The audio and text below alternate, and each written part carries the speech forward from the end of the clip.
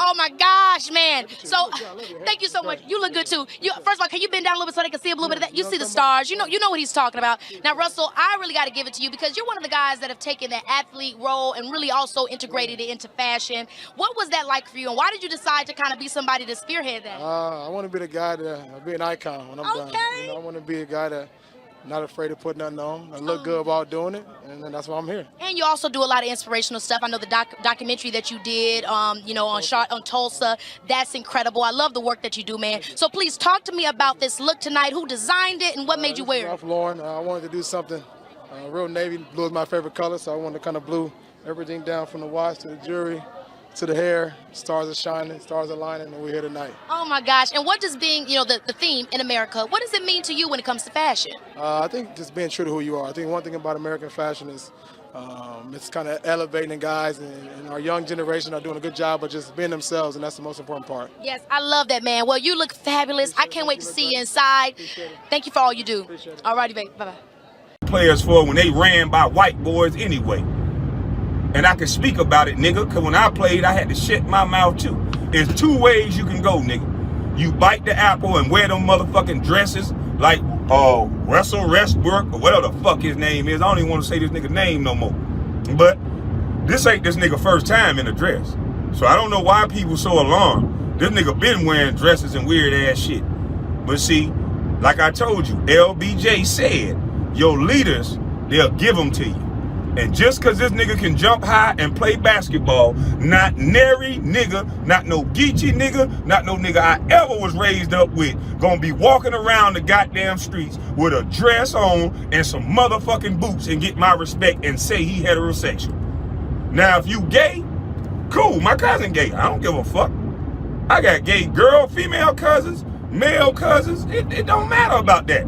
But when you say you a heterosexual male, and that's what you do, nigga, fuck you. And that's my opinion, nigga. So if you wanted my opinion on that, I think these niggas is exposing exactly what I said. These bitch-ass celebrities bite that motherfucking apple.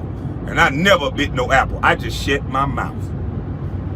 That's how you gotta do it. You gotta shut your mouth or bite that apple. And there's plenty of niggas like me that's just not talking.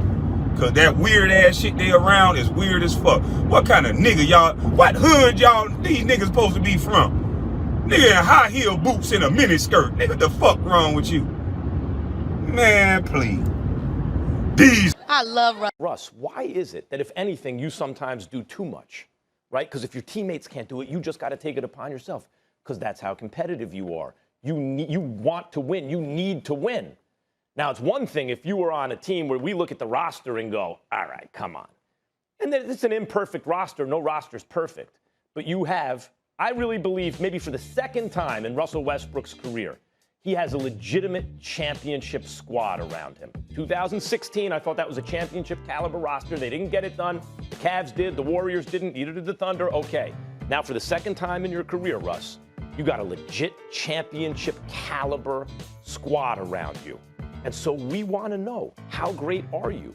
Can you be one of the central pieces that is so good that you guys win a championship? We're looking at you, not as a role player or whatever, but as a central figure in the nucleus of a potential championship team. Of course there's something to prove, because you don't have a championship yet. Here's the deal. I don't disagree with you, Max. I just want to go a little bit deeper. In all seriousness, because obviously Russell Westbrook and I have had some differences, and I've addressed that, he's addressed it as well, and everything's cool. Here's the deal. He does have something to prove, first of all, that he can win a championship. Period. There's nothing else left to prove, just to win a championship. And I don't think he meant what he said when he said in the nation's capital a few months ago that championships don't mean nothing to him. He sees plenty of champions who are less happier than himself. I think what we have seen from Russell Westbrook is a guy whose level of sensitivity has been heightened in terms of people creating narratives about him and him sitting back and him no longer sitting back and just taking it. He's going to defend himself, and he's going to fend off those naysayers and some of the things that they may say, myself included, because he believes that anything that comes close to addressing or attacking his character is something that he needs to debunk. I respect that. So I want to sit up there and say on national television, there's no reason nor is there any excuse for us to question the character of Russell Westbrook. The brother gives us 100% every night. He goes out and goes all out every night, plays at 100 miles an hour. He never cheats the game in that regard at all, okay? And off the court, never gets in any kind of trouble whatsoever.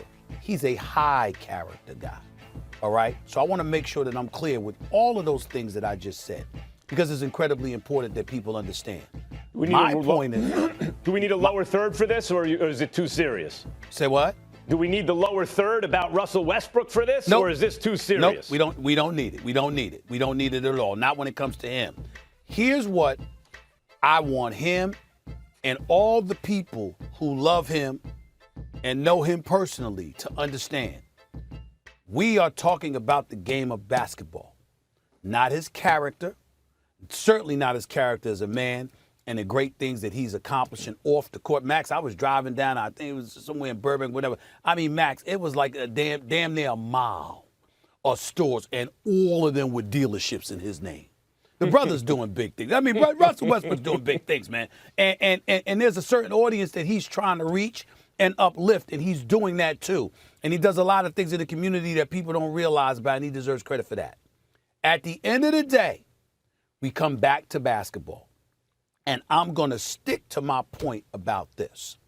When you are that great, as great as he is, I don't want to see you in Washington for a team that's squeezing into the playoffs, so that was 13 games under 500. Now, he can't help that. You want to get the hell out of Houston, you got to go where they sent you, and then ultimately you end up landing where you really, really wanted to land, which is back home here in L.A. wearing a Lakers uniform. Fair enough. But now that you're here, and you're an L.A. native, and you start at UCLA, you know what time it is. You know what Laker Nation expects. You know it's about the chip. And you got to go for it. You don't get it, you don't get it. But you really, really, really got to go for it. That chip has to be the priority, more so than anything else. And in the end, when you look at Russell Westbrook, this is what the bottom line is going to be. He's going to the Hall of Fame. We're going to celebrate him one day as one of the greatest players we've ever seen, you know, when you look at what his resume entails. But Kevin Durant, Serge Ibaka, Reggie Jackson, James Harden, then Victor Oladipo, Paul George, then James Harden again, Bradley Beal, and now LeBron James and Anthony Davis were all teammates of yours at one point in time in your career. It's not a good thing if all of those teammates are people that you had and you don't have one single championship to show for it. No. Period. That has to be the priority. And again, like when he says he has nothing to prove, no, he doesn't. As an individual performer, no, he doesn't. As a Hall of Famer, Hall of Fame credentials, no, he doesn't with any of those things. It's just with one thing and one thing only. At some point in time, when you got those kind of teammates, you got to have at least one chip to show for it. Let me just say, we're going to miss Russell Westbrook when he's gone. Yes, he's one of those guys we're going to, and for all the haters, you're only hurting yourself because you're missing the ride. Exactly. We're going to tell our grandkids that we saw Russell Westbrook. He's that kind of player. Mm-hmm. We want him to win a championship because, almost out of gratitude, most Westbrook fans, because I think fans want it for him more than anyone else. So that on top of all that other stuff, we'll tell our grandkids about him, we can say he was a champion, an NBA champion. Max, when you say, last point, when you say we're going to miss him when he's gone, you're absolutely right. We're going to miss him when he's gone. But we're also missing him when he's going home in the first round, because we see inferior players that are playing deeper into their seasons. Now, obviously, it might not be because of them. It might be because of the teammates they have. But I'm saying nobody expected much from you last year because you was in D.C., and we know they didn't have that kind of squad.